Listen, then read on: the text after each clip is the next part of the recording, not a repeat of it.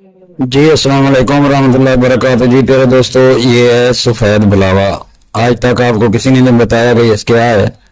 ये सफ़ेद बुलावा है, ये काया कलप होता है और इसके पास माचिस ले जाने से माचिस ये देखो जल जाती है और ये शोला पैदा करती है।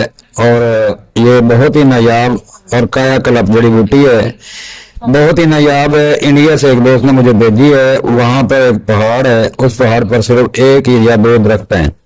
तो उसने वादा किया है कि मैं बीज भी भेजूंगा। ये देखिए, ये तांबा से दूर भागती है और माचिस नजदीक करने से ये जल जाती है। पानी के अंदर भी डाल दें तो ऊपर माचिस की तीली करेंगे तो इससे जल जाएगी। ये नई इन्फॉर्मेशन है जो हकीम तारिक जवेद ने। अगर वीडियो पसंद है, ये लाइक सब्सक्राइब जरूर करें और फॉलो करें। इस चैनल को कामयाब करें, मुझे कामयाब करें। बहुत शुक्रिया।